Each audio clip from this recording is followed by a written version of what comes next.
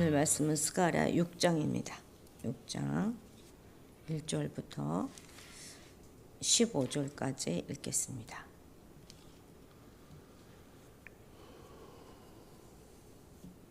(6장) 1절부터 15절까지 읽습니다. 내가 또 눈을 들어 본즉 네 병거가 두 산 사이에서 나오는데 그 산은 구리산이더라. 첫째 병거는 붉은 말들이, 둘째 병거는 검은 말들이, 셋째 병거는 흰 말들이, 넷째 병거는 어룽지고 건장한 말들이 메었는지라. 내가 내게 말하는 천사에게 물어 이르되 내 주여 이것들이 무엇이니까 하니 천사가 대답하여 이르되 이는 하늘의 네 바람인데 온 세상의 주 앞에 서 있다가 나가는 것이라 하더라.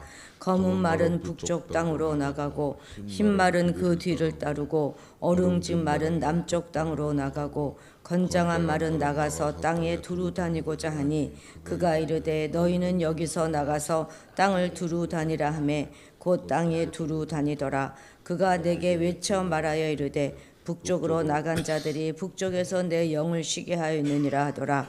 여호와의 말씀이 내게 임하여 이르시되 사로잡힌 자 가운데 바벨론에서부터 돌아온 헬데와 도비야와 여디야가 스바냐의 아들 요시야의 집에 들어갔나니 너는 이날에 그 집에 들어가서 그들에게서 받되 은과 금을 받아 면류관을 만들어 여호사닥의 아들 대제사장 여호수아의 머리에 씌우고 말하여 이르기를 만군의 여호와께서 이같이 말씀하시되 보라 싹이라 이름하는 사람이 자기 곳에서 돋아나서 여호와의 전을 건축하리라. 그가 여호와의 전을 건축하고 영광도 얻고 그 자리에 앉아서 다스릴 것이요 또 제사장이 자기 자리에 있으리니 이 둘 사이에 평화의 은원이 있으리라 하셨다 하고 그 면류관을 헬렘과 도비야와 여다야와 스바냐의 아들 헨을 기념하기 위하여 여호와의 전 안에 두라 하시니라. 먼데 사람들이 와서 여호와의 전을 건축하리니 만군의 여호와께서 나를 너희에게 보내신 줄을 너희가 알리라. 너희가 만일 너희 하나님 여호와의 말씀을 들을진대 이같이 되리라. 아멘. 아멘. 예. 이제 오늘 본문은 1장 7절부터 시작됐던 그 8개의 전체 환상 중에서 이제 마지막이죠. 8번째 환상입니다. 스가랴서는 특히 환상의 책이다 이렇게 부르는데 환상을 통해서 성전 건축을 응원하기도 하고 또 격려하고 막 힘을 북돋워주고 그리고 때로는 이제 막 살살 달래서 하도록 하기도 하고 또 어떤 때는 야단을 치기도 합니다. 또한 환상을 통해서 이 성전 건축은 단지 유대인만의 일이 아니고 열방을 위한 일임을 강조하고 있습니다. 그래서 우리 15절에도 보면 먼데 사람들이 와서 여호와의 전을 건축한다 이런 말씀이 있지 않습니까? 그래서 이제 성전의 의미를 더욱 새롭게 해석하고 있는 것이 재해석하고 있는 것이죠. 그러니까 성전은 건물만이 아니라 하나님과 인간을 연결해주는 성전, 그러니까 보이지 않는 성전, 건물을 초월한 그런 성전의 의미를 지금 담고 있습니다. 근데 결국 이것은 무엇을 말해요? 예수 그리스도를 의미하는 것입니다. 이제 말라기만 지나면 신약으로 들어가지 않습니까? 그러니까 지금 복음서를 열망하도록 불을 지펴주고 예수 그리스도를 대망하게 해주고 있는 것이 바로 이 스가랴서인 것입니다. 자, 우리 1절 같이 읽겠습니다. 내가 또 눈을 들어 본즉 네 병거가 두 산 사이에서 나오는데 그 산은 구리산이더라. 아멘. 스가랴가 이제 눈을 들어서 노수로 된 두 산들 사이에서 네 병거가 나오는 장면을 지금 보고 있는 것입니다. 과연 구약의 요한계시록이다 할 만하지요, 그죠? 아마도 새벽에 이렇게 딱 동토 오르는 그 태양에 의해서 산이 이렇게 붉게 물들어 있는 것을 그래서 노처럼 보이는 그것을 의미하는 것이라 할 수도 있겠습니다. 1장 8절에 보면 처음 환상을 보기 시작했던 그 시간이 깜깜한 밤중이었거든요. 시간이 이제 어느 정도 흘러서 새벽이 되었다. 시간의 경과를 표시해 주는 거기도 합니다. 조금 더 의미심장하게 우리가 좀 보게 되면 솔로몬 성전 앞에 있었던 두 녹기둥 있지 않습니까? 보아스와 야긴 기둥이죠. 그것을 연상시켜 주는 것이기도 합니다. 우리가 환상을 다 살펴보진 않았지만 이제 여호와께서 예루살렘에 돌아오심과 또 그 활동이 임박했던 것을 알렸던 1, 2장을 지나고 난 다음에 1년의 환상들은 3장에서는 대제사장이 서 있는 지성소였다고요. 그리고 4장에서는 황금 촛대가 놓인 지성소 좀 바깥쪽이죠. 성소였고, 그리고 5장에서는 악의 제거가 이루어질 성전 앞 현관 앞에 해당하는 온 땅으로 공간적인 초점이 점점점 바깥쪽으로 이동해 왔었습니다. 이처럼 성전 안쪽에서 바깥쪽으로 나갈수록 성문을 구성하는 재료의 가치도 좀 낮아지게 되죠. 그래서 성소 안에 있는 촛대는 금으로 만들어졌었고, 성전 바깥에 있는 두 녹기둥은 노수로, 그렇죠, 노수로 만들어지지 않았습니까?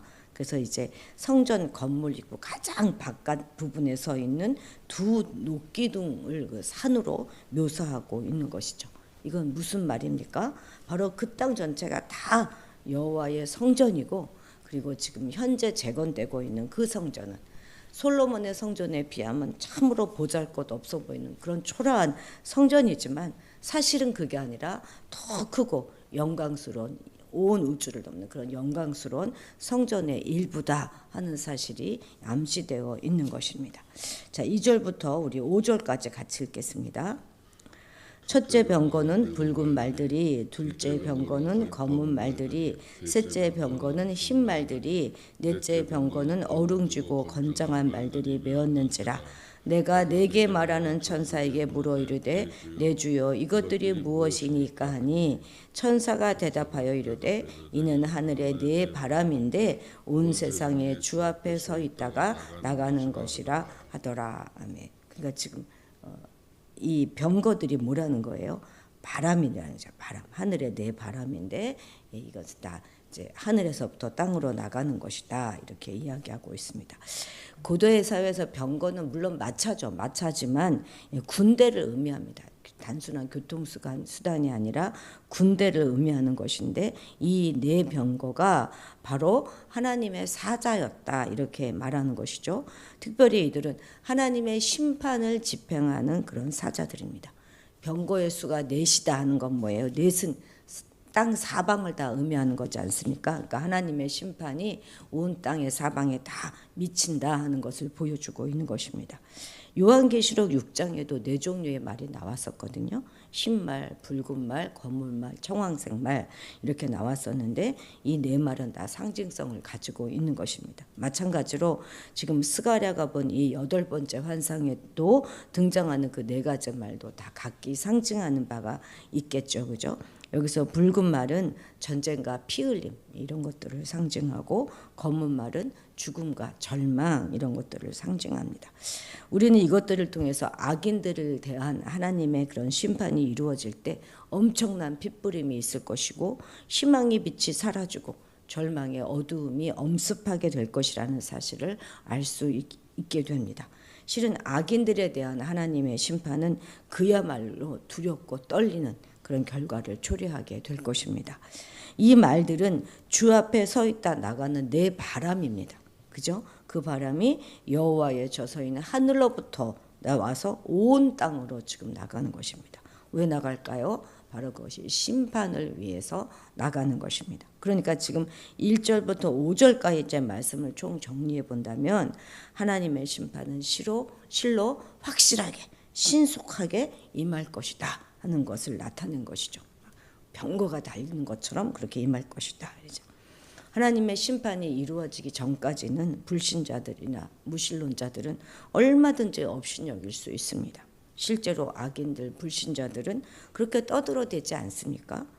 악이 횡행하고 악한 자들이 득세한다고 해서 심판이 즉각 임하는 것이 아니지 않습니까? 그러나 성경에 약속된 것이 하나도 남김없이 모두 다 성취되었던 것처럼 하나님의 심판 역시 그대로 이루어질 것입니다. 그리고 그것이 이루어질 때는 말같이 쏜살같이 달리고, 또 바람이 어디서 와서 어디로 불어가는 건지 모르는 것처럼 신속하고도 갑작스럽게 임하게 될 것입니다. 그리고 병거가, 군대가 강한 힘으로 적진을 파하고 멸하는 것처럼 하나님의 심판도 악의 세력들, 악을 자행하는 자들을 처참하게 멸할 것입니다. 그것은 결코 임박해서 피할 수 있는 그런 것이 아니라 경고를 받은 즉시 준비하고 예비해야 하는 것이죠. 그렇기 때문에 우리는 바로 지금 심판을 예비하고 악을 멀리해야 하는 것입니다. 아울러 하나님의 심판을 알지 못하는 그런 자들을 긍휼히 여기고 그들에게 하나님의 심판이 얼마나 분명하고 또 신속히 임할 것인가를 전하여서 속히 구원의 길로 나오도록 인도해야 할 것입니다. 우리 6, 7절 같이 읽겠습니다. 검은 말은 북쪽 땅으로 나가고 흰 말은 그 뒤를 따르고 어룽진 말은 남쪽 땅으로 나가고 건장한 말은 나가서 땅을 두루 다니고자 하니 그가 이르되 너희는 여기서 나가서 땅을 두루 다니라 하매 그 땅에 두루 다니더라. 지금 이제 다 그런 말들이 그런 바람 심판의 그런 말들이 각 사방 지역으로 당하고 있는 모습이죠. 그러니까 하나님 앞에 모셔섰던 그 병거들을 끄는 말들이 하나님의 명을 받아서 나간 그런 사실들을 지금 보여주고 있는 것입니다. 그런데 본문에는 이제 붉은 말은 나오고 있지 않죠, 그죠? 앞에는 붉은 말이 나왔었는데 그래서 아마도 붉은 말은 그냥 예비로 남겨두신 것은 아닐까 하는 그런 의견, 학자들의 의견도 있습니다. 여하튼 여기에서 중요한 것은 각자 말들에게는 자기들이 나가야 하는 방향이 정해져 있었다는 것이고 어떤 말들도 자기가 정해진 방향 이외에 다른 곳으로 나가지 않았다 하는 사실입니다. 이것은 우리 각자에게도 아주 중요한 사실을 일깨워 주는 것인데요. 하나님의 사역자들은 또 우리 다 성도들에게는 자기에게 맡겨진 영역이 있다는 것입니다. 그리고 자기의 영역에서 자신들에게 맡겨진 그 일에 최선을 다해야 한다 하는 것을 알려주고 있는 것이죠. 사역자라는 말의 의미는 바로 주인의 명령을 따라서 그것을 수행하는 자들이다 하는 의미가 아니겠습니까? 다시 말해서 사역자는 그 자신이 주인이 아니라는 것이죠. 그래서 자의적으로 자기의 일의 영역을 정할 수 없고 또 다른 사람의 영역까지 넘나들 수도 없습니다. 우리는 모두 우리 영역에서 최선을 다해야 하겠습니다. 성도들은 물론 서로 협력해야 하는 게 맞죠. 그러나 그렇다고 해서 다른 성도의 영역까지 침범하는 것은 옳지 않습니다. 이제 7절에 보면 나가서 땅을 두루 다니고자 하는 건장의 말에 대해서는 그 6절에는 말이 없었거든요. 그 말에 건장한 말에 대해서는. 그래서 이 건장한 말이 바로 붉은 말을 가리킨다 하는 견해도 있습니다만 그것보다는 이 건장한 말은 2절과 3절에서 또 6절에서 언급하고 있는 네 종류의 모든 말들을 다 지칭하는 표현이라고 보는 것이 좋겠습니다. 지금 땅에 두루 다니고자 하였다는 말씀은 그가 이미 온 땅을 두루 다닐 모든 준비를 다 마쳤다 하는 의미가 되는 것입니다. 그리고 이제 하나님의 명령이 떨어지자 비로소 그들은 움직이기 시작합니다. 그렇다면 그들에게 부여된 임무는 무엇입니까? 그것은 바로 이 세상을 다 구석구석 심판하는 임무인 것이죠. 그러니까 이들은 지금 모든 준비를 다 마친 상태에서 하나님의 심판 명령이 떨어지기만을 기다리고 있었다는 것이죠. 참으로 하나님의 심판의 날, 심판의 사자들은 세상 어느 곳, 모든 곳 구석구석 예외 없이 다니면서 악인들을 심판할 것입니다. 심판의 사자들은 왕궁에도 임할 것이고 견고한 진과 벙커 속에도 임할 것입니다. 그래서 하나님의 심판의 날에 하나님의 심판을 피할 수 있는 사람은 아무도 없는 것이죠. 그런데 출애굽 때 마지막 장자의 재앙 시 죽음의 사자가 임할 때 그들에게서 벗어나서 안전하게 보존할 수 있는 그런 방법이 딱 한 가지 있었잖아요. 그것이 무엇입니까? 바로 어린 양의 피를 문설주와 좌우 임방에 바르는 그것이었습니다. 그리스도의 피가 있는 사람은 심판의 사자가 절대 손대지 못합니다. 왜냐하면 예수 그리스도는 성자 하나님이시잖아요. 그분은 바로 심판의 사자에게 심판을 명령하시는 분이십니다. 그런 심판권자인 예수 그리스도의 피가 있는 사람을 어찌 심판을 행하는 자가 범할 수 있겠습니까? 그들은 예수 그리스도의 피가 있는 사람은 범하지 못하고 그냥 넘어갑니다. 예수 그리스도의 피가 없으면 그 무엇으로도 우리는 구원에 이를 수가 없는 것입니다. 오직 예수 그리스도의 보혈 외에 다른 어떤 것을 의지하거나 내세우는 것은 그야말로 무용지물에 지나지 않는다 하는 것을 우리가 다시 한번 잊지 말아야겠습니다. 8절 같이 읽겠습니다. 그가 내게 외쳐 말하여 이르되 북쪽으로 나간 자들이 북쪽에서 내 영을 쉬게 하였느니라 하더라. 아멘. 그러니까 북쪽으로 나간 자들이 자기에게 주어진 임무를 충성스럽게 수행한 결과가 무엇이었는가 하는 걸 나타내는 것이죠. 옛날 개역 성경에는요, 내 영을 쉬게 하였느니라 이 부분을 어떻게 번역했냐면 내 마음을 시원케 하였느니라 이렇게 번역했었습니다. 그러니까 북쪽으로 나가서 하나님의 명령을 수행한 자들이 자기들에게 부여된 임무를 충실하게 잘 수행함으로써 하나님의 마음을 시원케 해드렸다 하는 그런 의미가 될 것입니다. 북쪽 땅은 역사 속에서 물론 이제 바벨론이나 뭐 그쪽에 있는 지역이지만 역사 속에서 하나님과 하나님의 백성을 향한 그런 적대감이 집약되어서 대적들이 나타나는 그런 곳을 우리가 북방이다, 북쪽이다 이렇게 표현했지 않습니까? 따라서 이 병가들의 움직임은 북방 땅을 향한 여호와의 승리를 나타내는 것이죠. 대적들을 향한 여호와의 승리. 그래서 이스라엘을 지배하던 나라에서 돌아온 자들이 이제 여호와를 쉴 수 있게 하는 그런 소식을 가지고 왔습니다.